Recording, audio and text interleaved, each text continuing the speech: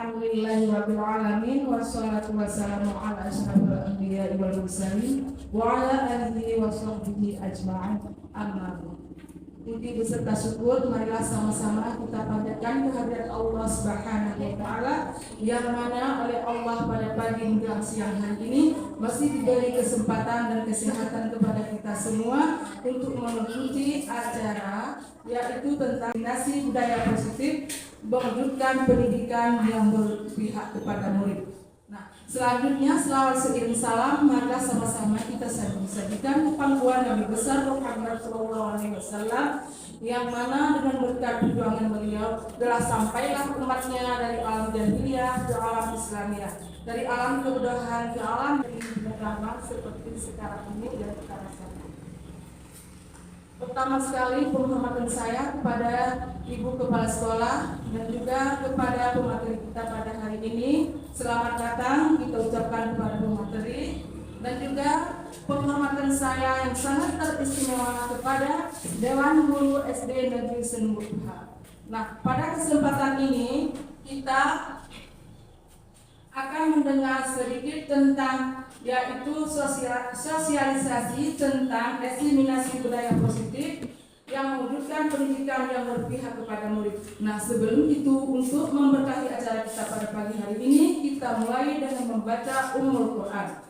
Ayo sama-sama. A'udzubillahi minasyaitonir rajim. Bismillahirrahmanirrahim. Alhamdulillahi rabbil alamin. Ar-Rahmanir Rahim. Maliki yaumiddin. Iyyaka na'budu wa iyyaka nasta'in. Ihdinas siratal mustaqim. Siratal ladzina an'amta 'alaihim ghairil maghdubi 'alaihim waladdallin.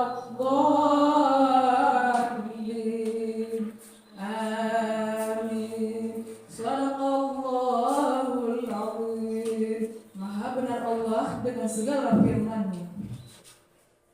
Nah, pada kesempatan ini kita akan sebentar lagi mendengar tentang sosialisasi diseminasi budaya positif yang akan disampaikan oleh narasumber kita yang bernama Ibu Nora Fitria SPD. Nah, sebelum itu kita sedikit tahu tentang diseminasi itu apa yang sebenarnya.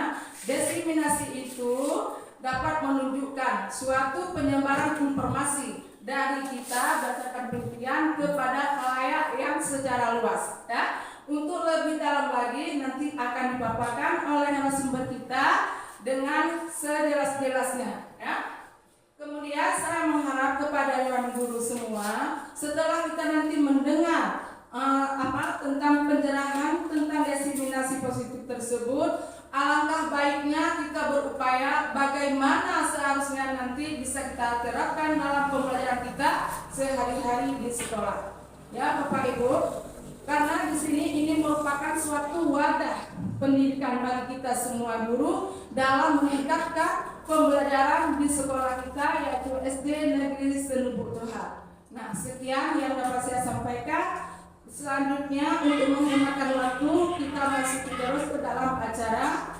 Pokoknya yaitu tentang diseminasi budaya positif yang akan dipaparkan oleh narasumber kita dengan baik. Kepada Ibu dipersilakan dengan segala hormat. Waktu dan tempat saya serahkan kepada Ibu pemateri. Sebelum itu saya undurkan diri, mohon maaf atas segala kekurangan. Assalamualaikum warahmatullahi wabarakatuh.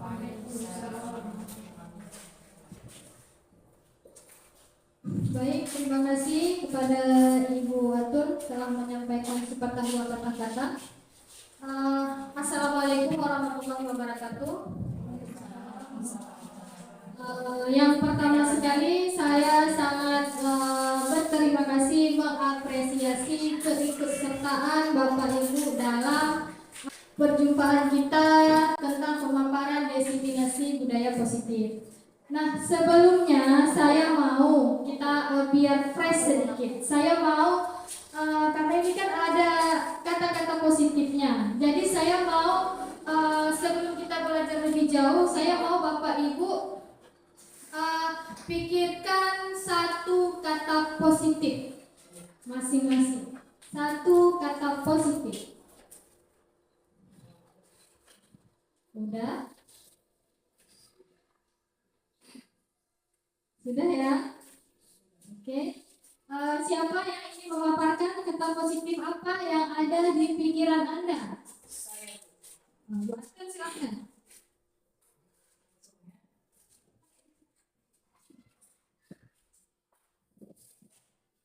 Ayo, Bapak Ibu yang ada di dalam hati saya, kata positif hari ini yaitu saya bahagia. Saya bahagia pada hari ini. Baik, ada yang lain? Ada teman-teman yang ingin memaparkan kata positifnya? Udah satu orang aja ya, mewakili, oke.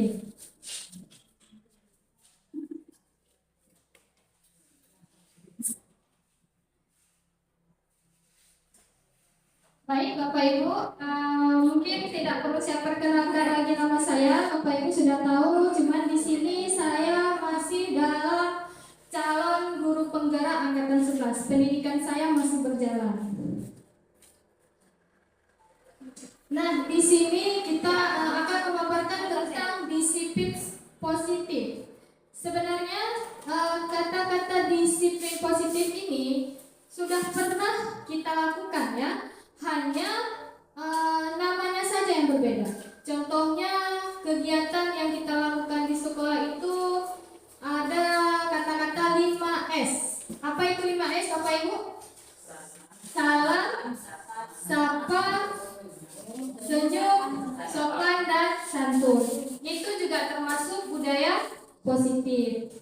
Nah, selanjutnya adapun tujuan pembelajaran kita yaitu peserta mampu memahami peran sebagai guru untuk membangun budaya positif dengan menerapkan konsep disiplin positif dalam interaksi dengan murid. Nah, tujuan kita hari ini, apapun yang kita pelajari hari ini supaya bisa kita terapkan pada peserta didik kita. Karena memang kita di lingkungan sekolah, kita menjadi guru yaitu menjadi satu panutan bagi siswa kita, dan kita harus selalu mempercontohkan. Guru ini ibaratnya sebagai teladan yang baik bagi siswa. Jadi kita harus menerapkan budaya positif pada diri kita dulu, sehingga siswa kita mengikuti apa yang telah kita terapkan. Oke, kemudian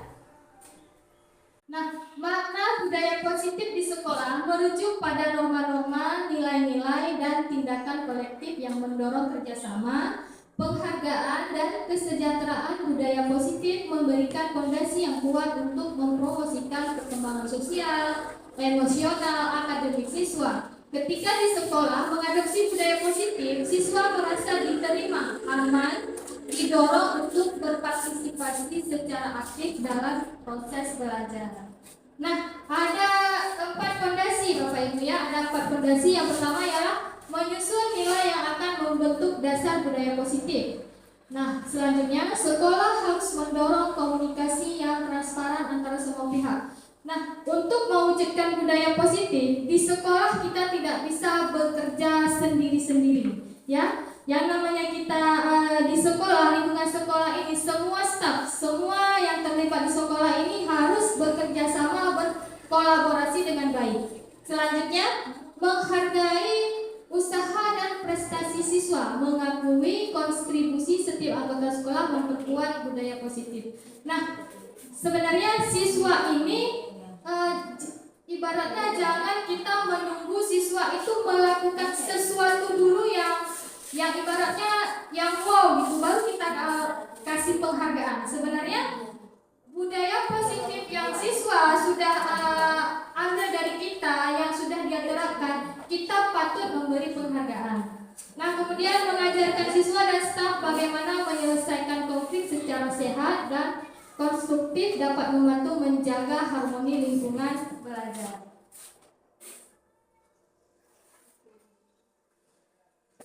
Nah, di sini kebanyakan orang menghubungkan disiplin dengan tata tertib tertib, teratur, kepatuhan pada peraturan.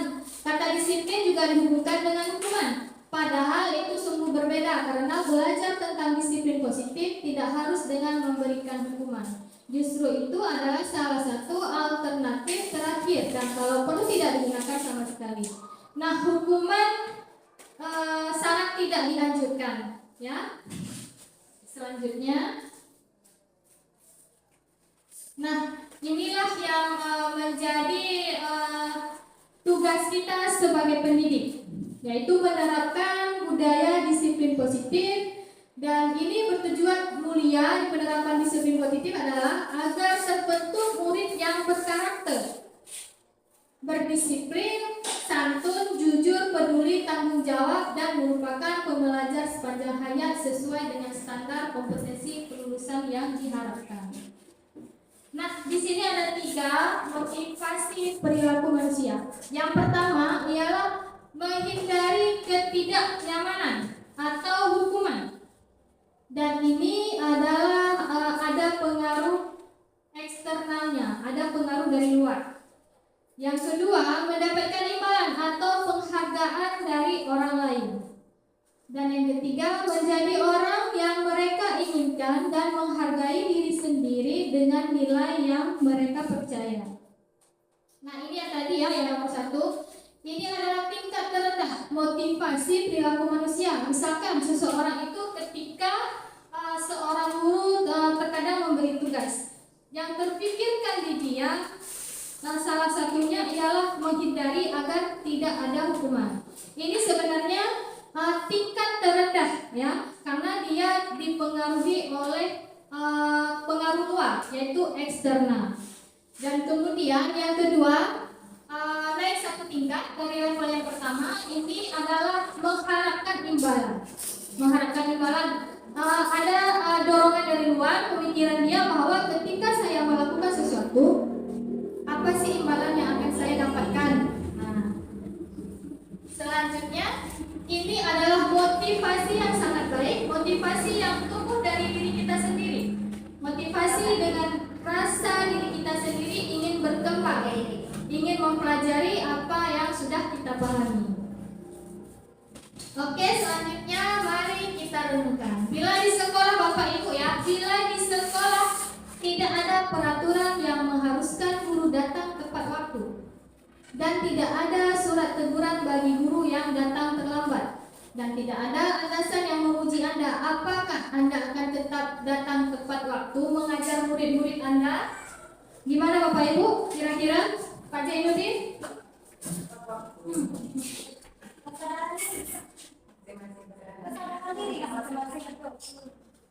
Iya, siapa? Siapa? Pak Jainuddin?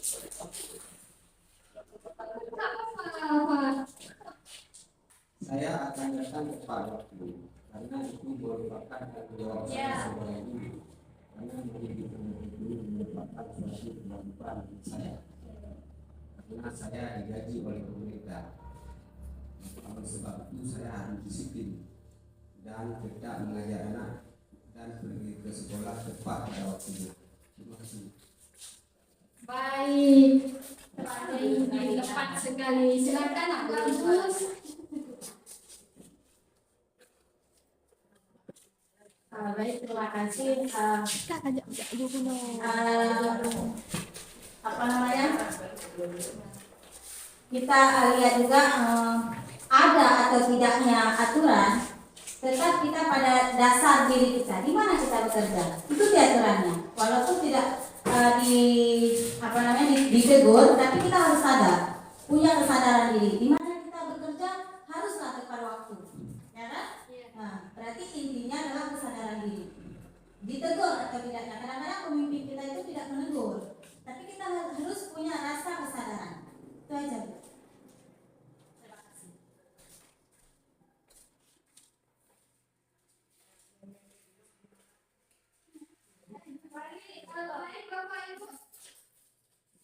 Beri aplaus pada teman kita.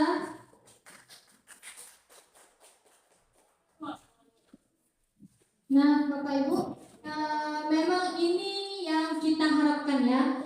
disiplin itu harus tertanam pada diri kita, yaitu motivasi dari diri kita tanpa mempertimbangkan hukuman, tanpa mempertimbangkan satu penghargaan. Jadi semua itu hal positif harus kita mulai dari diri kita sendiri. Oke Bapak Ibu, selanjutnya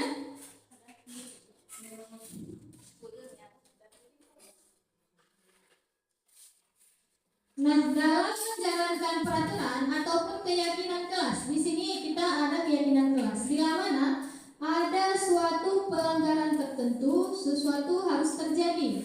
Untuk itu kita perlu meninjau ulang tindakan penegakan peraturan atau keyakinan kelas atau sekolah kita selama ini. Tindakan terhadap suatu pelanggaran pada umumnya berbentuk hukuman atau konsekuensi. Dalam hal ini akan diperkenalkan program disiplin positif yang dinamakan restitusi. Oke Bapak Ibu, kira-kira adakah perbedaan antara hukuman dan konsekuensi? Apa makna hukuman dan apa makna konsekuensi? Kira-kira adakah perbedaan keduanya?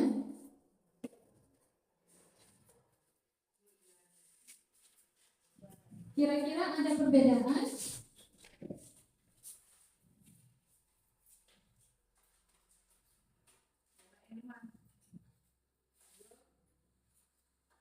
Ada perbedaan Ibu, Bapak?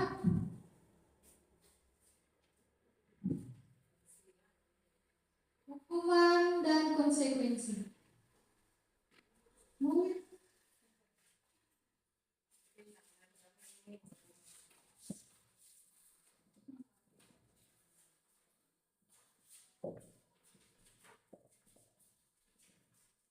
Baiklah, saya akan menjawab pertanyaan perbedaan antara hukuman dengan konsekuensi. Kalau menurut saya itu ada perbedaannya. Yang dikatakan hukuman itu kadang-kadang kita menghukum tanpa batasnya. Kalau konsekuensi itu sudah tertera, misalnya sudah tahu bagaimana berat tidaknya suatu hukuman tertentu yang telah ditentukan. Demikian, sekian dan terima kasih. Baik, terima kasih Bu Antun. Sangat tepat sekali ya. Hukuman, perbedaan antara hukuman dan konsekuensi. Kita lihat sebentar, kita lupa Agus yang Bu Antun.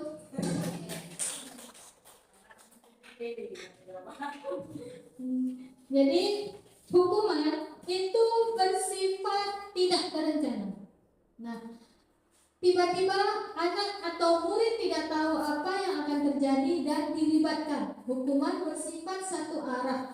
Nah, misalkan ketika siswa kita melakukan kesalahan, di saat itulah timbul rasa pada diri kita bahwa siswa itu harus dihukum. Inilah perbedaannya, kalau hukuman ini sesuatu yang tidak terencanakan dan dia dilakukan oleh satu pihak. Misalkan guru kepada murid. Nah, sedangkan konsekuensi, gimana Bapak Ibu? Konsekuensi itu direncanakan. Ya, konsekuensi itu ya dalam bentuk perencanaan atau sudah disepakati. Nah, misalkan anak-anak besok harus bawa buku gambar ya. Kalau tidak bawa buku gambar, nanti gimana biasanya solusinya? Kalau tidak membawa buku gambar, nanti jadi tugasnya lebih banyak lagi. Terus siswa menyepakati. Nah, itu termasuk konsekuensi. Nah, coba menjawab pertanyaan ini, hukuman atau konsekuensi. Mencatat 100 kali dalam buku kalimat saya tidak akan terlambat lagi karena terlambat ke sekolah. Hukuman atau konsekuensi? Ayo, Pak Zainuddin, hukuman. Ibu-ibu? Mencatat 100 kali dalam buku kalimat saya tidak akan terlambat lagi. Menurut saya, gimana menurut Pak Zainuddin? Hukuman ya, karena ini sebelah pihak. Ya, guru menghukum siswanya. Nah, kemudian lari mengelilingi lapangan basket 2 kali karena terlambat hadir ke sekolah. Konsekuensi karena kan udah ada peraturannya. Nah. Datang cepat ke sekolah. Lari mengelilingi lapangan basket 2 kali. Ini. Coba siapa? Baik, silakan baik.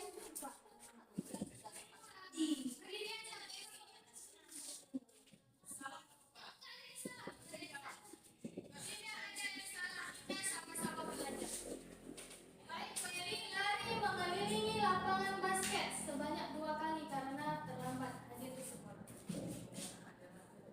Kalau menurut saya itu konsekuensi karena apa?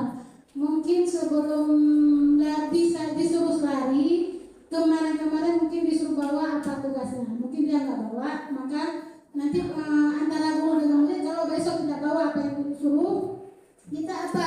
Kebijakan kita dari semua apa? Ataupun lari keliling lapangan 2 kali itu mungkin kalau si murid itu nggak bawa tugas yang kemarin ibu kasih tahu, setelah itu dia nggak bawa maka dia kena apa namanya? Konsekuensi karena disuruh lari keliling lapangan 2 kali. Menurut saya. Ada yang lain?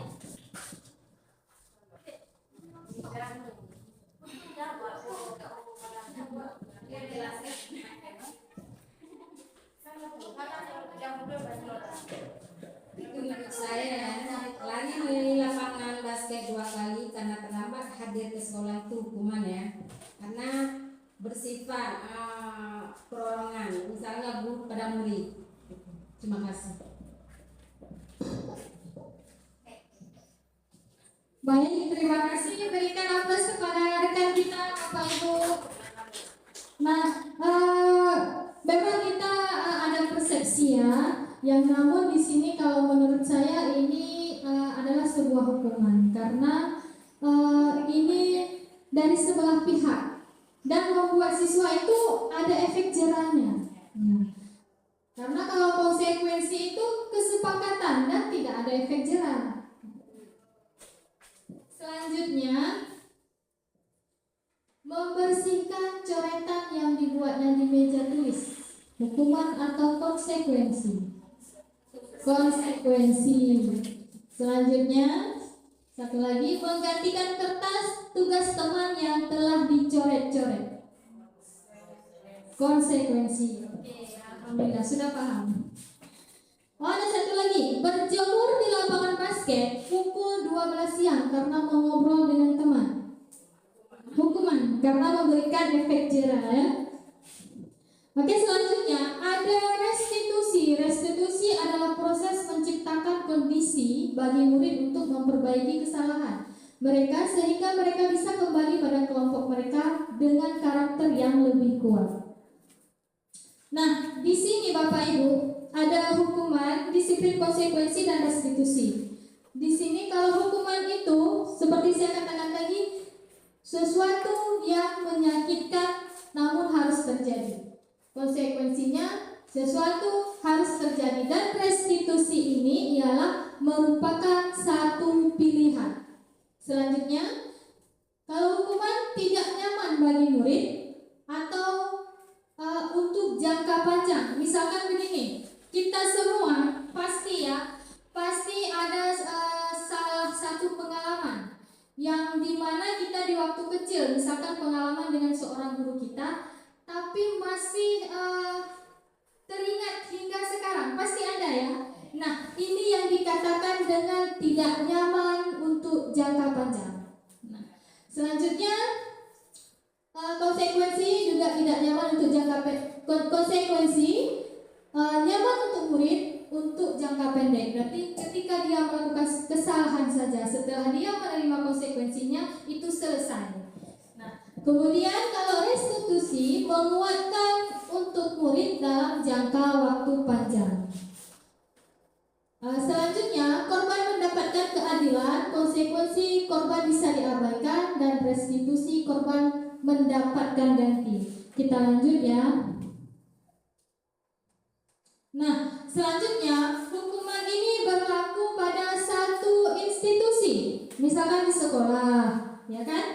Konsekuensinya membantu penerapan mengikuti peraturan dalam masyarakat, dan restitusinya fokus pada pemecahan masalah jangka panjang. Nah, di sini ada beberapa pernyataan dari hasil pengamatan selama ini tentang tindakan memberikan penghargaan yang nilainya sama dengan menghukum seseorang. Nah, saya pribadi menganggap penghargaan itu perlu. Tapi setelah saya pelajari, ternyata penghargaan itu bisa disamakan dengan sebuah hukuman. Salah satunya berpengaruh jangka panjang dan pendek. Yang kedua, penghargaan tidaklah efektif. Yang ketiga, penghargaan merusak hubungan. Misalnya seperti ini. Siswa si A dengan kreasinya kita berikan dia satu penghargaan. Dan namun siswa yang B1 lagi ada timbul rasa iri. Nah, dari ini disebutkan bahwa penghargaan merusak suatu hubungan. Nah, selanjutnya penghargaan mengurangi ketepatan. Misalkan kita ada program sama siswa, misalkan dalam kelas kan, siapa cepat dia yang mendapat. Sehingga siswa ini yang terpikir sama dia itu, kalau saya cepat saya yang akan mendapat. Sehingga dia tidak memikirkan apa sih yang benar jawabannya ini. Dia sudah memikirkan saya yang cepat. Nah, jadi ini sama dengan penghargaan mengurangi ketepatan. Hampir sama juga penghargaan menurunkan kualitas. Penghargaan mematikan kreativitas, dan terakhir penghargaan menjadi sebuah hukuman. Nah, menurut Bapak Ibu ya, ini kan hasil pengamatan. Tapi penghargaan ini masih terjadi di lingkup sekolah kita. Contohnya pada saat pembagian rapor, kita masih memberikan penghargaan mungkin dalam bentuk buku. Nah, menurut Bapak Ibu, apa tepat ini? Atau memang harus kita berikan penghargaan? Gimana menurut Bapak Ibu?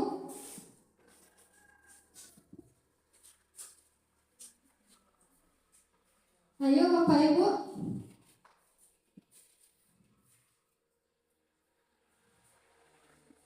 Bagaimana?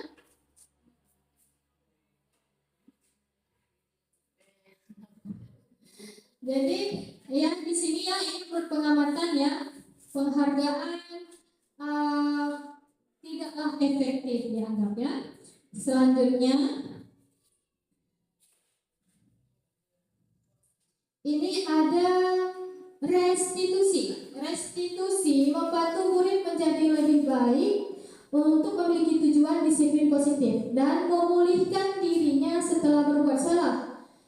Salah satunya yang pertama ya, restitusi bukan untuk menebus kesalahan, namun untuk belajar dari kesalahan. Restitusi memperbaiki hubungan. Restitusi adalah tawaran, bukan paksaan, dan restitusi menuntut untuk melihat ke dalam diri. Restitusi mencari kebutuhan dasar yang mendasari tindakan. Restitusi fokus pada karakter, bukan tindakan. Restitusi menguatkan. Restitusi fokus pada solusi, dan restitusi mengembalikan murid yang berbuat salah pada kelompoknya. Nah, ini kita sudah masuk ke materi keyakinan kelas. Nah, ada sedikit pertanyaan. Kira-kira sebentar Bapak Ibu, keyakinan kelas tadi ini adalah termasuk satu budaya positif. Nah, selanjutnya mengapa kita memiliki peraturan tentang penggunaan helm mengendarai kendaraan roda 2? Kira-kira apa Bapak Ibu? Kenapa kita saat mengendarai motor atau roda 2 kita harus menggunakan helm?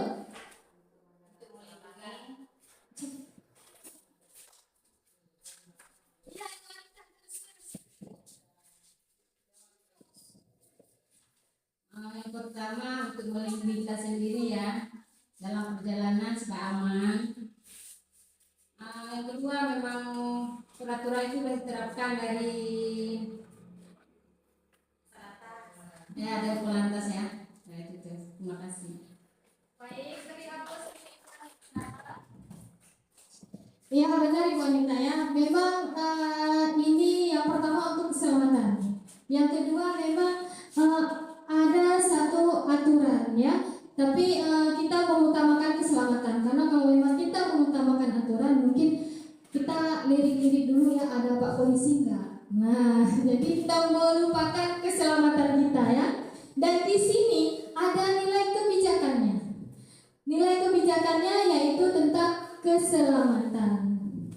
Nah, selanjutnya nilai keselamatan atau kesehatan ini yang disebut dengan keyakinan, yaitu nilai-nilai kebajikan universal yang disepakati secara tersirat dan tersurat lepas dari latar belakang, suku, negara, dan bahasa apapun. Jadi tidak dikaitkan dengan suku, negara, bahasa apapun di mana-mana. Kebajikan keselamatan itu memang ada ya. Kita harus ada dari diri kita. Oke, selanjutnya tahapan menciptakan program kebajikan. Yang pertama, lihat daftar kebajikan yang telah disusun bersama. Tentukan nilai kebajikan yang ingin dijadikan perhatian utama di sekolah. Sempurnakan beberapa daftar nilai kebajikan yang utama. Buatlah poster, muatkan di sosial media keyakinan kelas Anda. Nah, di sini kan tadi kita bicarakan disiplin positif. Kita memulainya lebih baik kita dalam ruangan kita sendiri dulu ya. Jadi kami untuk kelas 2 ini memang belum ada posternya, tapi kami sudah menyepakati membuat satu keyakinan kelas. Nah, dalam keyakinan kelas ini kita sudah ada nilai-nilai kebajikannya. Seperti tadi menggunakan helm ada kebajikannya nilai keselamatan. Nah, ini contoh. Ini nilai-nilai kebajikan yaitu ada tanggung jawab, mandiri, keselamatan, saling menghormati, saling menghargai, empati, kesehatan, dermawan, suka menolong, gotong royong, kejujuran, percaya diri, kreatif, dan pekerja keras. Nah, ini pembentukan keyakinan kelas bersifat lebih abstrak. Nah, keyakinan kelas berupa pernyataan-pernyataan universal. Keyakinan kelas senantiasa dibuat dalam bentuk positif. Keyakinan kelas hendaknya tidak terlalu banyak sehingga mudah diingat dan dipahami oleh semua warga sekolah. Keyakinan kelas sebaiknya sesuatu yang dapat diterapkan di lingkungan tersebut. Nah, semua warga sekolah hendaknya ikut berkontribusi dalam pembuatan keyakinan kelas lewat kegiatan curah pendapat. Bersedia meninjau kembali keyakinan kelas dari waktu ke waktu. Misalkan keyakinan kelas 1 ketika kita sudah menjadi guru di kelas 5 kita sesuaikan. Karena di kelas rendah mereka memahami kata-katanya itu berbeda dengan kelas yang lebih tinggi. Nah, ini contohnya. Adakah Bapak Ibu lakukan di dalam kelas membuat keyakinan kelas, kesepakatan kita dengan siswa? Ada yang sudah dilakukan? Bapak Ibu? Ibu Mala sudah melakukan?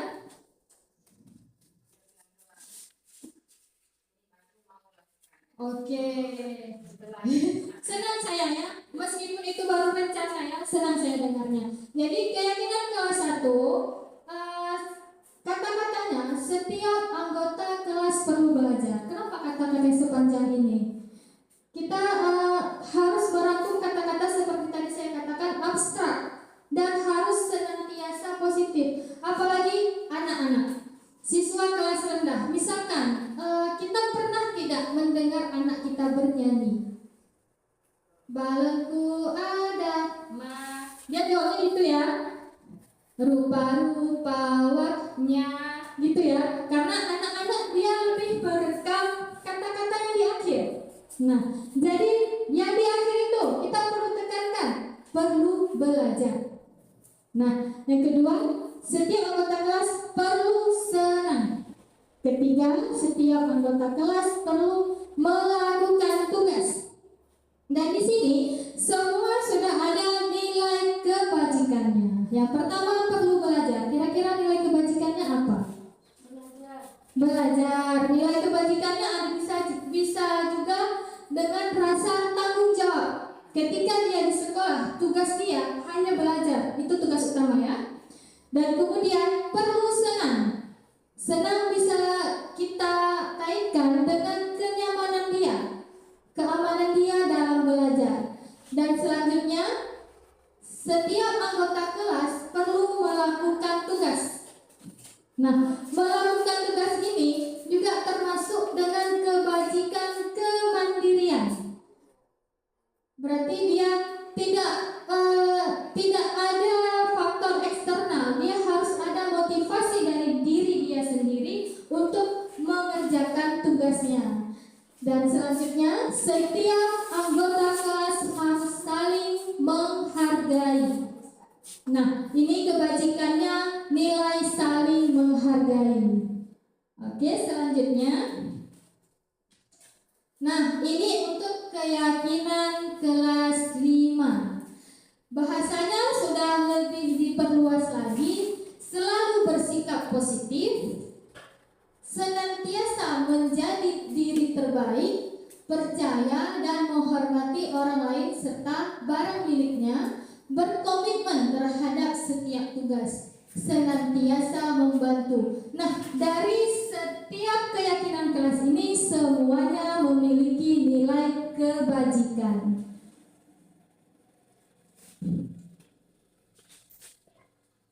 Nah, selanjutnya kami meyakini sangat penting untuk menghormati semua orang dan barang milik orang lain. Ini nilai kebajikan tadi ya.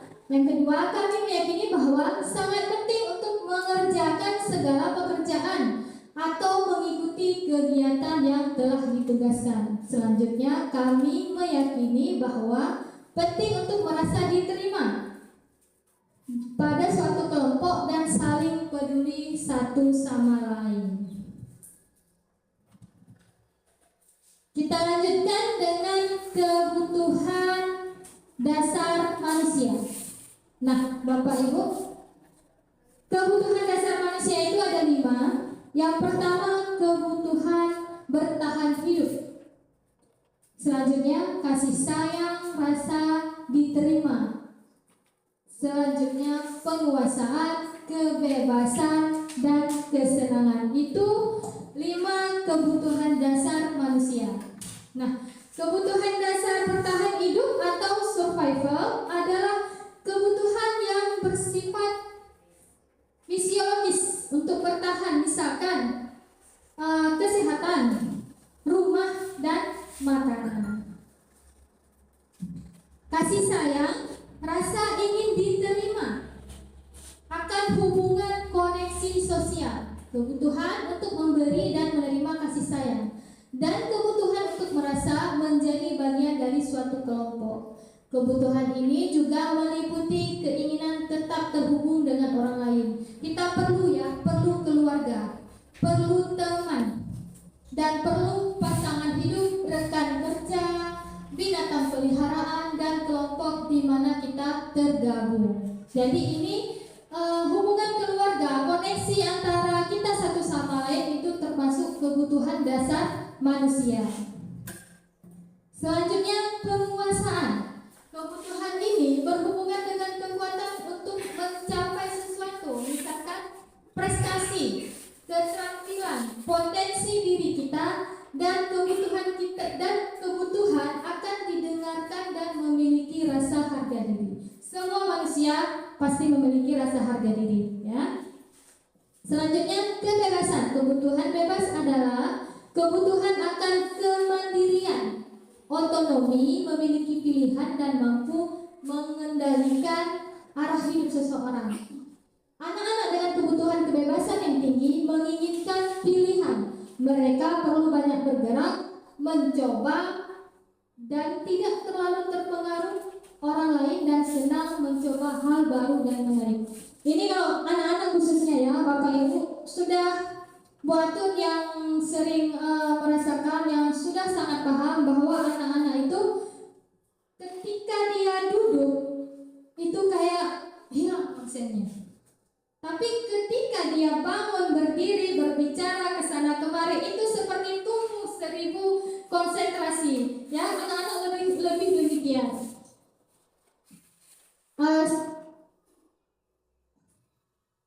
Oke. Ini ada pertanyaan. Sebutkan kebutuhan apa yang sedang berusaha dipenuhi oleh anak-anak ini. Saudah seorang anak kelas 3D. Begitu tiba di rumah, sepulang dari sekolah dia menangis dan mengadu pada ibunya bahwa dia benci pada ibu malang. Ayo ibu malang. Gurunya, menurut Anda, kebutuhan apa yang berusaha dipenuhi oleh Saudah jika jawabannya seperti ini? Kasih sayang. Nah, selanjutnya ibu guru bilang, aku tidak boleh bersenandung sewaktu mengerjakan tugas. Katanya kelas harus tenang, tidak ada suara, kan gak seru jadinya. Kira-kira kebutuhan penguasaankah, bertahan hidupkah, kesenangankah, kebebasan atau kasih sayang? Kebebasan. Aku tidak boleh bersenandung sewaktu mengerjakan tugas. Kira-kira Bapak Ibu? Ini hampir sama ya, hampir sama. Penguasaan atau kebebasan. Kesenangan juga bisa jadi ya, hampir sama. Oke, kita punya persepsi ya. Mungkin kesenangan pribadi dia, mungkin dia lebih ingin bernyanyi, itu kalau saya ya. Tapi mungkin ibu-ibu juga mungkin lebih ini lagi bisa kebebasan. Oke, selanjutnya. Ibu guru tidak menyapaku hari ini, padahal aku pakai jepit rambut baru. Kira-kira kebutuhan apa? Kasih sayang, perhatian, rasa ingin diterima ya, ingin diperhatikan. Aku sebel, gambarku tidak rapi, malah ibu guru nunjukin ke teman-temanku di depan kelas. Kira-kira apa ini? Perhatian. Aku bosan, masa belajarnya cuma gitu-gitu aja, dengerin ibu guru aja. Kira-kira apa? Kebebasan. Baik. Materi kita selanjutnya restitusi 5 posisi kontrol. Nah, baik Bapak Ibu, saya mendapatkan materi ini ketika saya mengikuti guru penggerak. Jadi saya sangat bersyukur karena 5 posisi kontrol ini tanpa kita sadari ada pada diri kita. Namun ada posisi kontrol yang ibaratnya dianjurkan dan ada yang sama sekali ini tidak berhasil, bahkan membuat gagal. Yang pertama, ada posisi kontrol seorang penghukum. Nah, seorang penghukum ini ibaratnya ketika siswa melakukan kesalahan, kita tidak mau memahami atas alasan apa yang dia berikan. Kita terus saja kita menghukum dia, ya, tanpa mempertimbangkan. Misalkan terkadang siswa kita ke sekolah terlambat, tanpa menanyakan kita kasih hukuman, kutip sampah misalkan gitu ya. Ini posisi penghukum. Yang kedua, pembuat merasa bersalah. Pembuat merasa bersalah ini kita lebih sering melibatkan kata-kata ayolah nanti ibu kena marah sama kepala sekolah. Kan kita pernah kayak gitu ya. Kalau saya pernah. Jadi kita melibatkan orang lain seakan-akan membuat siswa itu melakukan kesalahan yang sangat besar. Jadi kita membuat kembali kepada dia bahwa menanamkan pada diri bahwa dia yang melakukan kesalahan. Ya. Selanjutnya sebagai teman, guru pada posisi ini tidak akan menyakiti murid, namun akan tetap berupaya mengontrol murid melalui persuasi. Posisi teman pada guru bisa negatif ataupun positif. Positif di sini berupa hubungan baik terjalin antar guru dan murid. Menurut Bapak Ibu, ketika kita memposisikan kita sebagai teman pada siswa, kira-kira siswa masih segan nggak dengan kita? Tidak ya. Namun kira-kira ada kalanya nggak kita bisa menjadi teman untuk siswa kita? Ada ya. Nah, tidak semua tidak dianjurkan, namun kita bisa memposisikannya. Waktu dan tempat. Ya.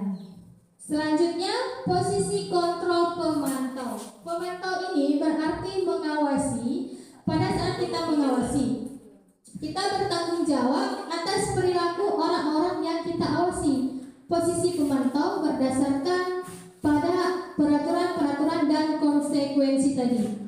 Dengan menggunakan sanksi atau konsekuensi, kita dapat memisahkan hubungan pribadi kita dengan murid sebagai seorang yang menjalankan posisi pemantau. Ini naik lebih satu tingkat dari posisi kontrol sebagai teman. Nah, posisi yang sangat dianjurkan ialah posisi terakhir, yaitu manajer. Adalah posisi di mana guru berbuat sesuatu bersama dengan murid dan mempersilahkan murid mempertanggungjawabkan perilakunya, mendukung murid agar dapat menemukan solusi atas permasalahannya sendiri.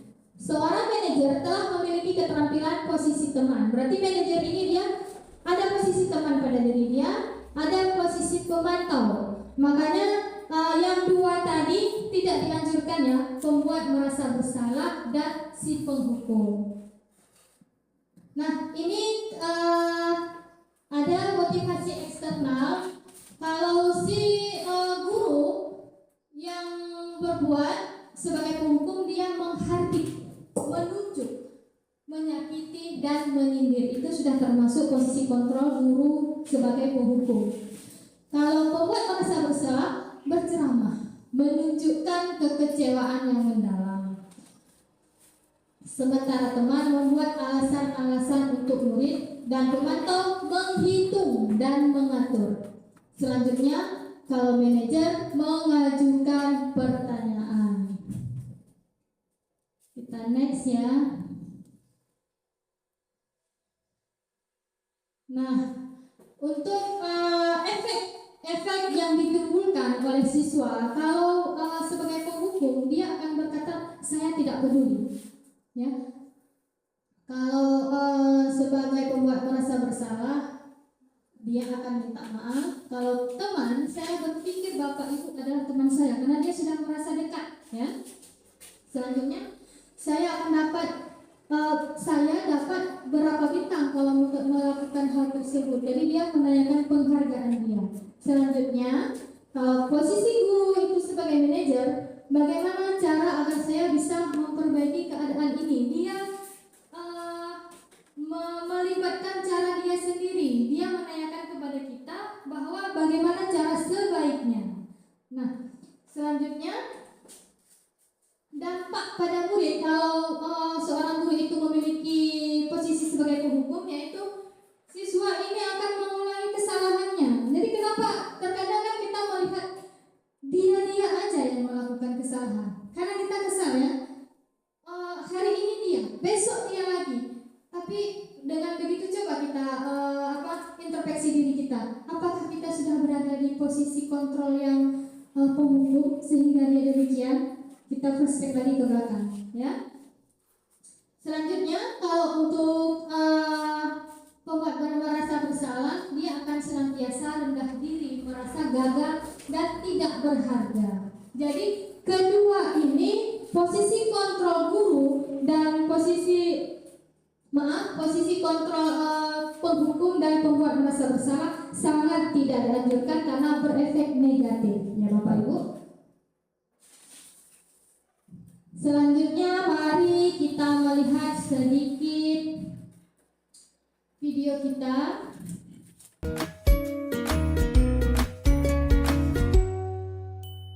Salam bahagia Ibu dan Bapak guru hebat.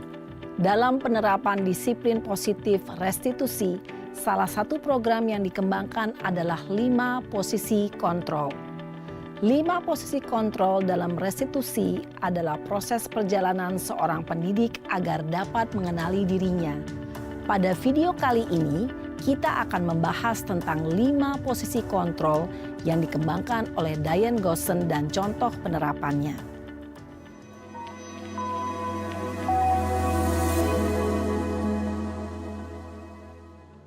Lima posisi kontrol itu adalah 1. Posisi penghukum.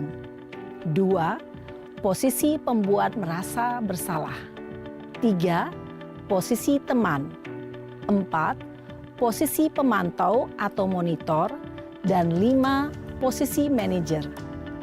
Untuk lebih memahami kelima posisi tersebut, mari kita saksikan kasus Naren yang terlambat hadir 20 menit di sekolah dan melihat bagaimana kelima posisi kontrol dalam menghadapi masalah tersebut.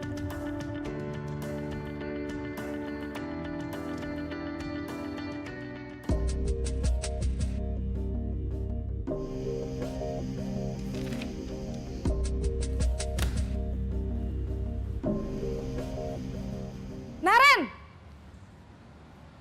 Sini kamu! Selamat pagi, Bu. Selalu terlambat. Kamu deh, pasti terlambat. Maaf, Bu. Saya... Apa? Apa coba? Alasan kamu apa lagi? Kapan sih kamu tidak terlambat? Malas sekali ya kamu jadi anak. Saya... Dasar pemalas. Gak kapok-kapok sih kamu. Sudah berapa kali terlambat? Sana, kamu keliling lapangan basket 2 kali. Kenapa saya harus keliling lapangan basket, Bu? Kenapa? Kamu mau lawan ibu?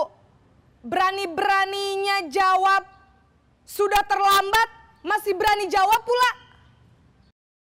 Sekarang, keliling lapangan basket 5 kali sekalian. Biar kapok. Cepat. Pergi sana ke lapangan basket. Posisi penghukum biasanya berbicara dengan nada tinggi, menghardik, menunjuk-nunjuk, menyakiti, dan menyindir. Hukuman bisa berupa fisik maupun psikis. Ibu dan bapak guru hebat. Dampak yang terjadi pada murid ketika guru berada pada posisi penghukum adalah murid cenderung akan memberontak, bahkan menyimpan dendam.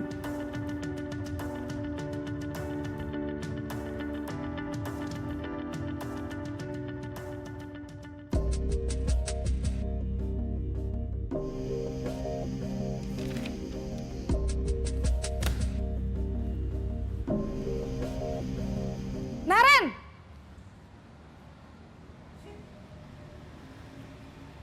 Selamat pagi, Bu. Naren. Kamu kenapa terlambat lagi, nak? Ya Tuhan, Naren. Kamu senang ya bikin ibu susah ya? Kalau kamu terlambat lagi, nanti ibu yang ditegur bapak kepala sekolah, nak. Disangka ibu tidak bisa membina kamu. Duh, gimana ini? Maaf, Bu. Duh, Gusti Naren. Kamu suka ya kalau ibu ditegur bapak kepala sekolah? Terus, sekarang ibu harus tulis apa ini di buku absen? Ini kamu sudah sering terlambat loh. Ibu harus apa coba? Maaf, Bu.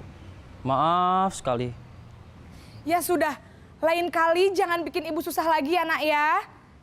Ibu tidak akan kuat lagi kalau kamu begini terus. Bisa jantungan kalau ibu ditegur bapak kepala sekolah. Sana cepat ke kelas. Maaf ya, Bu. Maaf sekali.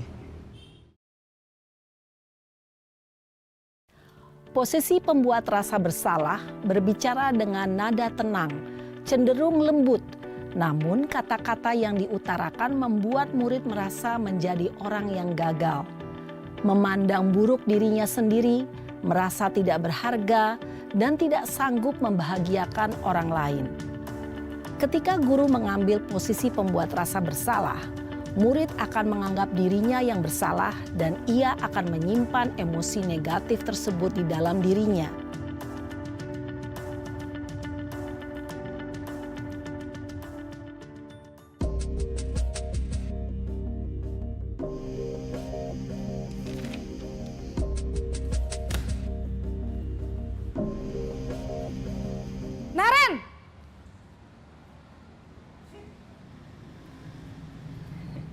Selamat pagi, Bu. Wah, sudah jam berapa ini, Nak? Terlambat lagi ya, sayang? Iya, Bu. Habis ibu saya lupa bangunkan saya, Bu. Kamu malah menyalahkan ibu kamu. Kamu bukannya anak yang larinya paling kenceng. Kok terlambat sih? Iya, Bu. Saya memang terlambat bangun tadi. Jadi, biarpun saya lari kencang, tetap gak kekejar, Bu. Ya sudah sana.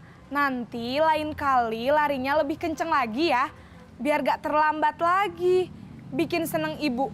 Demi ibu. Bisa kan? Bisa lah, Bu. Ya sudah sana masuk kelas. Ibu beresin urusan absen kamu. Kamu ini ada-ada saja. Dalam posisi teman, guru berbicara dengan nada suara ramah, akrab, cenderung bersenda gurau untuk menjaga suasana tetap santai. Murid akan merasa senang, aman, dan akrab dengan guru. Identitas yang tercipta adalah identitas sukses atau berhasil. Namun, perlu diingat, karena ini masih dorongan eksternal, maka ada faktor ketergantungan dari murid kepada orang tertentu. Di sini, guru absennya, sehingga di lain waktu, murid bisa berperilaku baik, namun hanya kepada orang-orang tertentu saja.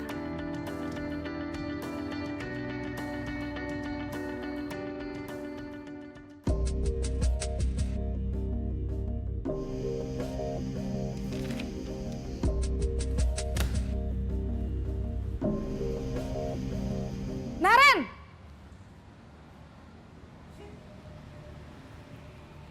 Selamat pagi, Bu.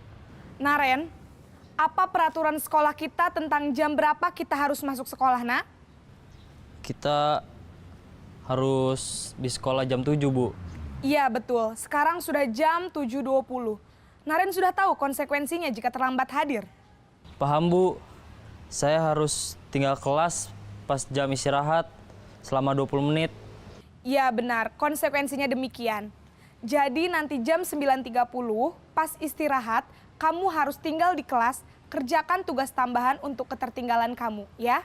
Baik, Bu.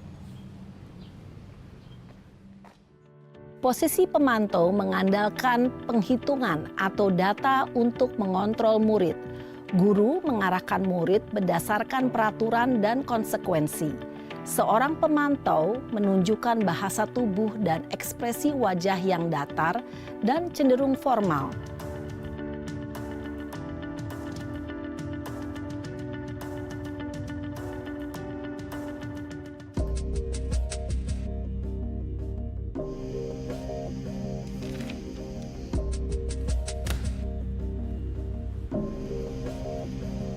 Naren!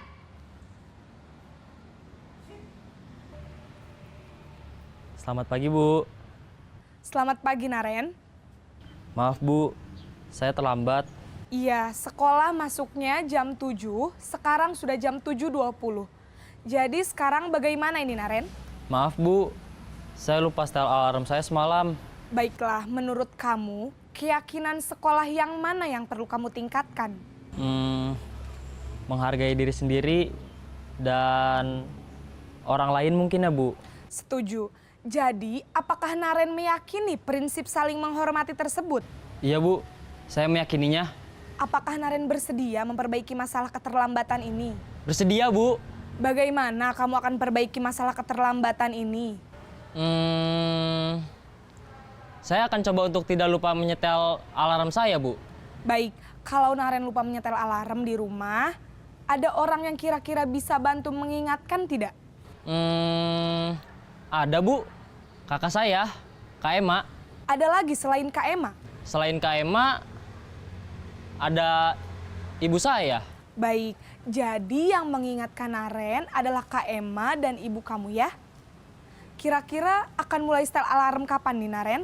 Setelah pulang sekolah, akan segera saya lakukan. Baik, jadi Naren akan setel alarm untuk bangun besok pagi dan akan diingatkan oleh kakak dan ibunda Naren ya. Ada lagi yang mungkin perlu dilakukan, Naren? Agar tidak terlambat bangun lagi. Tidak ada, Bu. Baik, Naren. terima kasih untuk kerjasama kamu. Sekarang kamu perlu kembali ke kelas untuk belajar. Baik Bu, terima kasih. Posisi manajer adalah posisi kontrol yang disarankan untuk membimbing murid memiliki sikap disiplin yang positif, yaitu murid yang mandiri, bertanggung jawab, dan dapat memecahkan masalah. Tujuan dari posisi ini adalah agar murid dapat berefleksi atas tindakannya. Guru akan dengan tulus memberikan pertanyaan-pertanyaan bermakna, sehingga membuat murid dapat belajar dari kesalahannya dan mencari sebuah solusi untuk menyelesaikannya. Ibu dan Bapak guru hebat, setelah mengamati adegan kelima posisi kontrol tadi, kira-kira posisi mana yang paling ideal? Posisi mana yang dapat menunjang motivasi intrinsik murid? Ya, tentu posisi manajer. Posisi ini memang posisi ideal yang ingin dituju setiap pendidik. Pada posisi inilah, guru dapat menerapkan disiplin positif yang berpihak pada murid, yang memerdekakan murid. Perjalanan seorang pendidik tentunya tidak mudah untuk sampai pada posisi seorang manajer. Namun, tujuan kita pasti, yaitu menciptakan murid-murid yang mandiri, merdeka, dan bertanggung jawab. Semoga penggambaran 5 posisi kontrol yang telah diperlihatkan ini dapat menjadi ajang refleksi bagi kita semua, agar dapat terus mengasah dan menerapkan disiplin positif yang memerdekakan murid. Mari terus berlatih dan bersemangat. Selamat menerapkan. Salam dan bahagia, Ibu dan Bapak guru hebat.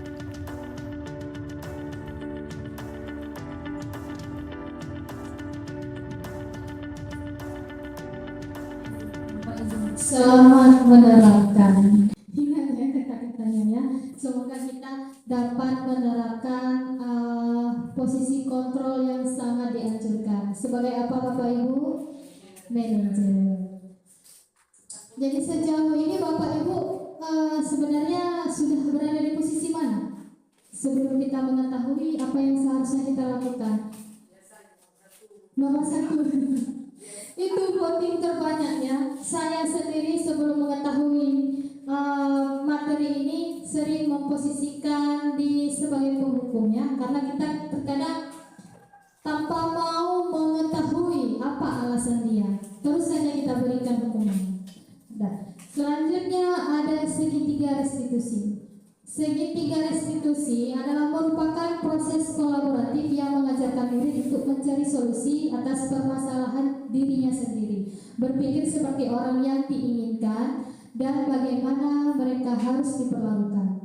Di segitiga restitusi ini, yang pertama adalah menstabilkan identitas, yaitu dengan menanyakan setiap orang pasti pernah melakukan kesalahan. Dan kemudian, kamu bukan satu-satunya yang pernah melakukan kesalahan. Dan tahap keduanya adalah validasi tindakan yang salah. Biasanya melibatkan pertanyaan atau pernyataan, kamu tentu punya alasan mengapa melakukan ini.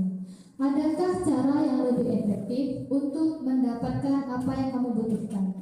Dan yang terakhir, menanyakan keyakinan kelas. Seperti tadi, keyakinan yang kita sudah pernah buat, kita menanyakan, sudah ingatkah, sudah pahamkah dengan keyakinan kelas yang sudah kita sepakati? Atau kamu ingin menjadi seperti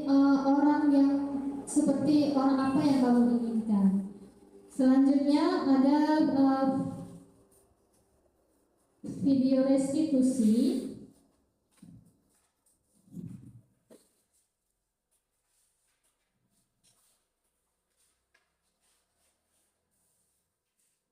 Oke Bapak Ibu, kita nonton video segitiga restitusi.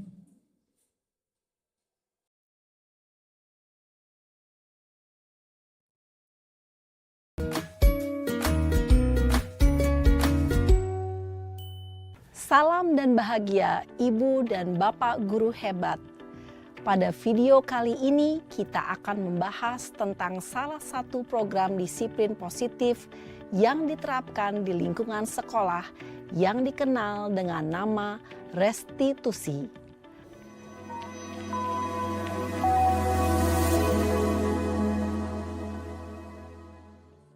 Restitusi dikembangkan oleh pakar pendidikan Diane Gossen, berlandaskan pada teori kontrol Dr. William Glasser.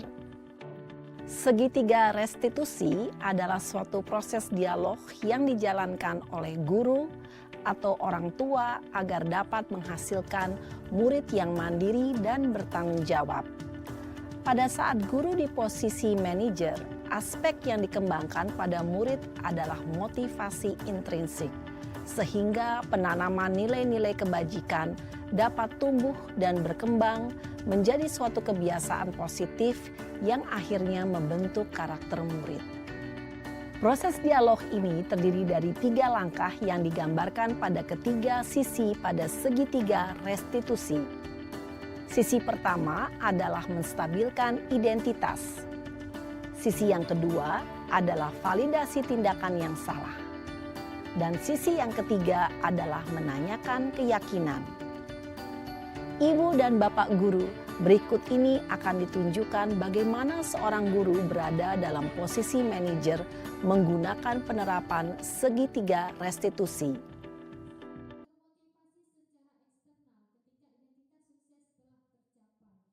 Ada Askia. Askia, apa kabar hari ini? Baik, Bu. Alhamdulillah. Askia udah sarapan? Udah, Bu. Alhamdulillah. Askia, kira-kira tahu nggak kenapa Ibu panggil ke sini? Tahu, Bu. Kenapa? Askia datang terlambat, Bu. Askia datang terlambat. Askia kenapa datang terlambat? Semalam Askia telat tidur, Bu. Telat tidur. Nah, sebenarnya berbuat salah itu tidak apa-apa. Ibu juga pernah berbuat salah dulu. Ibu dulu pernah juga telat ke sekolah. Nah, Askia tentu punya alasan, ya kan? Askia semalam telat tidur kira-kira karena apa? Askia baca buku dongeng yang seru, Bu. Wah, Askia suka membaca ya? Iya, Bu. Iya, Askia punya alasan ya kenapa telat tidur ya. Jadi Askia tahu nggak keyakinan kelas kita apa? Tahu, Bu. Apa kira-kira? Datang tepat waktu. Datang tepat waktu.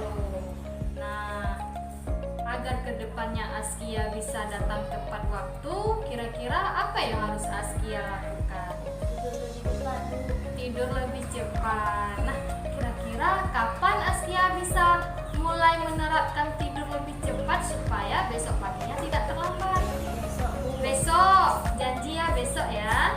Ya, nah, berarti udah selesai ya kita Askia. Semoga besok bisa tidur lebih cepat dan bangun lebih cepat sehingga tidak telat lagi ke sekolah ya. Iya, Bu. Oke, Askia bisa kembali ke ruangannya.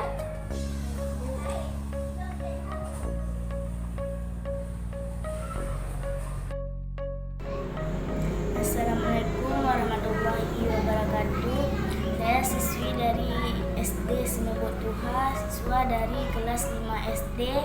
Saya senang belajar dengan Ibu Nora dalam menyelesaikan masalah dan menggunakan segitiga restitusi. Wassalamualaikum warahmatullahi wabarakatuh.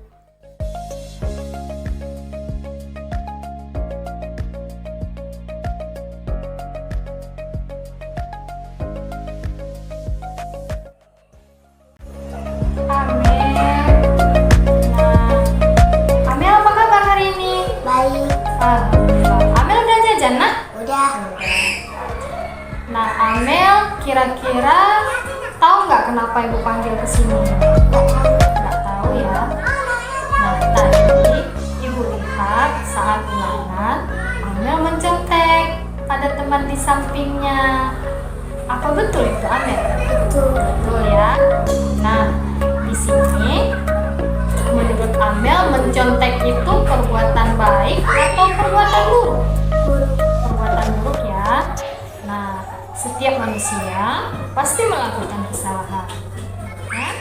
Nah, di sini ibu tidak mau mencari siapa yang benar dan siapa yang salah, tapi ibu mau mencari sama-sama kita mencari solusi untuk Amel agar kedepannya Amel tidak mencontek lagi, ya. Nah, kira-kira Amel kan punya alasan. Kira-kira apa yang membuat Amel mencontek?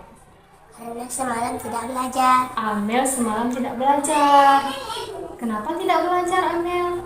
Karena semalam nonton TV. Oh, Amel nonton TV. Nah, Amel masih ingat nggak keyakinan kelas kita yang kita buat kemarin itu? Ingat ya? Masih ingat. Yang pertama angka belajar, terus bersikap Jujur. bersikap jujur. Nah, Amel yakin nggak kejujuran itu harus ada pada diri kita? Yakin. Nah, kalau Amel yakin, supaya Amel tidak mencontek lagi, kira-kira Amel harus apa? Harus belajar ya. Harus belajar dan menyelesaikan tugas semampunya Amel ya. Nah, sekarang kira-kira kapan Amel bisa mulai belajar? Hari ini. Oke, Amel udah yakin ya hari ini. Nah, Amel yakin untuk menjadi pribadi yang lebih baik ke depannya? Yakin. Alhamdulillah. Kita mulai hari ini ya, janji sama ibu ya. Oke, udah Amel? Udah. Tos dulu. Nah, Amel sekarang pelajaran siapa? Matematika. Oke, Amel bisa kembali ke ruangannya ya. Assalamualaikum. Nama saya Amel Mustaqimah. Saya sangat senang belajar dengan Ibu Nara dalam menyelesaikan masalah saya. Wassalamualaikum warahmatullahi wabarakatuh. Ibu dan Bapak guru hebat.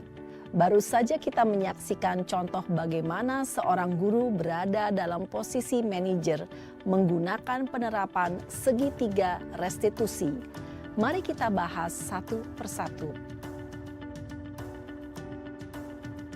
Pada sisi pertama, menstabilkan identitas berdasarkan pada prinsip bahwa membuat kesalahan adalah bagian dari proses pembelajaran. Sisi pertama dari segitiga ini berperan menggeser identitas murid dari identitas gagal ke identitas sukses. Murid yang sedang bertingkah laku yang tidak pantas atau menarik diri saat itu sedang mengalami identitas gagal. Bila kita mengkritiknya, maka posisinya tidak akan berubah. Kita bisa mengajukan pernyataan-pernyataan ini. 1. Membuat kesalahan sesuatu yang wajar. 2. Manusia tidak ada yang sempurna. 3. Kita bisa memperbaiki masalah ini. 4. Saya tidak menanyakan kesalahannya. Saya lebih fokus bagaimana memperbaiki masalah ini. 5. Apakah saat ini kamu tengah menjadi orang yang baik untuk dirimu sendiri? Pada sisi kedua, validasi tindakan yang salah berlandaskan pada prinsip bahwa setiap perilaku berupaya memenuhi suatu kebutuhan tertentu.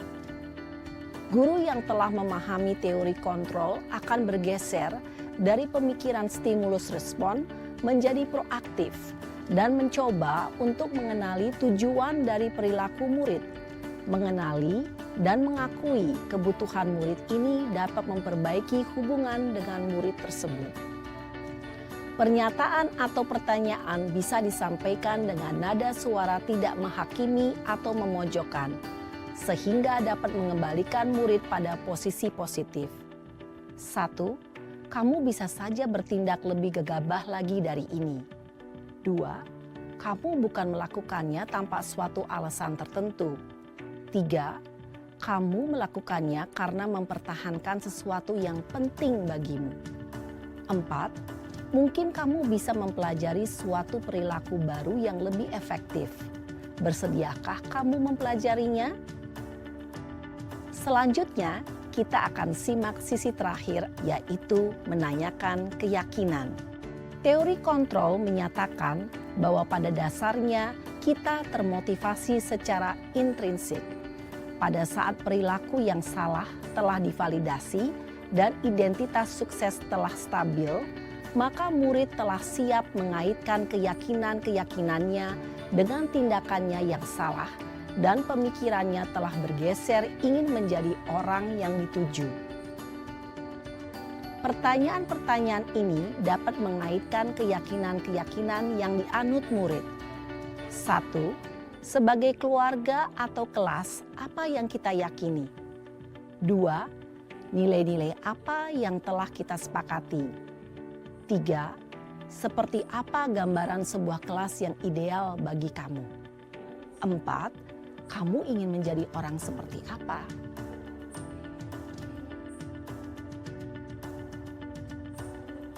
Dalam menerapkan segitiga restitusi, perlu diperhatikan beberapa hal, yaitu 1. Perilaku yang salah perlu dikaitkan dengan nilai-nilai atau keyakinan-keyakinan yang telah disepakati atau dituju. 2. Kesediaan orang yang melakukan kesalahan untuk memperbaiki masalah. 3. Pemecahan masalah sebisa mungkin relevan atau memiliki hubungan dengan masalah yang ada. 4. Usaha. Perlu adanya suatu usaha perbaikan dari pihak yang berbuat kesalahan. 5. Waktu. Perlu didedikasikan waktu dari pihak yang berbuat kesalahan. Tanyakan kapan akan mulai diberlakukan usaha untuk memperbaiki masalah. Dengan memahami struktur penerapan segitiga restitusi, diharapkan guru dapat menerapkan posisinya sebagai manajer dengan mengajukan pertanyaan-pertanyaan bermakna yang dapat membuat murid menjadi lebih percaya diri, bertanggung jawab, dan mandiri.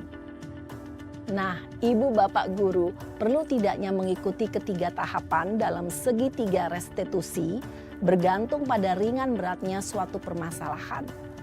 Misalnya, bila permasalahan tersebut ringan, maka tidak perlu dijalankan secara berurutan. Bahkan bisa semudah menanyakan apa keyakinan yang kita sepakati. Dengan menjalankan segitiga restitusi, dengan mengajukan pertanyaan-pertanyaan bermakna, diharapkan murid menjadi lebih kuat secara pribadi, dapat membuka wawasan murid agar dapat menyelesaikan permasalahannya sendiri, semakin percaya diri, mandiri, dan merdeka. Salam dan bahagia, Ibu Bapak Guru hebat.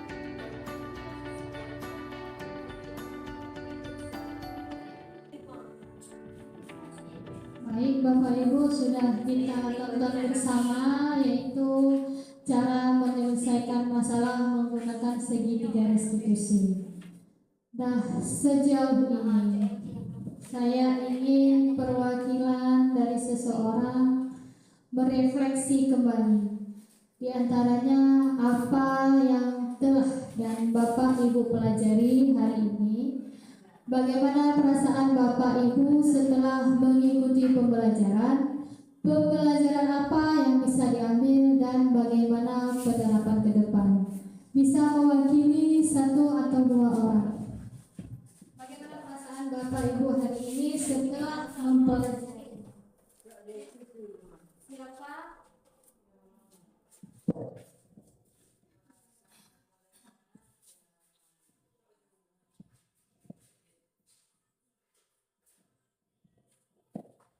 Assalamualaikum warahmatullahi wabarakatuh. Baiklah, pada hari ini setelah kita menyimak materi yang telah Ibu menjelaskan tadi, mungkin ada yang sangat-sangat ketinggalan kita baik di lokal maupun di yang lain-lain hal. Tapi setelah kita mengikuti acara hari ini, mungkin untuk kedepannya kita lebih maju dan banyak ilmu yang kita dapatkan hari ini yang dulu-dulunya kita belum tahu bagaimana cara kita menerapkan dengan siswa di lokal maupun di luar. Jadi setelah kita mengikuti acara hari ini berarti sangat-sangatlah bermanfaat bagi saya sendiri karena sangat ketinggalan dan ilmu yang kita dapatkan hari ini sangat-sangat bermanfaat untuk kita sendiri dan untuk anak-anak kita untuk akan datang. Cara ini, Assalamualaikum warahmatullahi wabarakatuh. Ada lagi Bapak Ibu? Refleksi hari ini ada Ibu Eli? Tidak? Oke, terima kasih Bapak Ibu keikutsertaannya dalam pemaparan materi saya. Yang memang seperti Ibu katakan ini sangat kita butuhkan untuk kita terapkan pada peserta didik kita. Jadi sekian, terima kasih dari saya, dan semoga kedepannya kita menjadi guru yang dirindukan siswa dan guru yang senantiasa berpihak pada murid, karena pembelajaran yang kita lakukan seharusnya berpihak pada murid atau student center, bukan teacher center ya. Karena berdasarkan pengalaman pribadi saya di hari-hari sebelum saya mempelajari materi ini, pembelajaran yang saya lakukan sangat bersifat teacher center, yaitu menjadikan guru sebagai pusat pembelajaran. Maka kedepannya dengan kita mengetahui pemaparan hari ini, maka bisa kita terapkan. Oke, baiklah, terima kasih sekali lagi kepada Bapak Ibu. Semoga ini menjadikan acuan kita ke depan untuk menjadi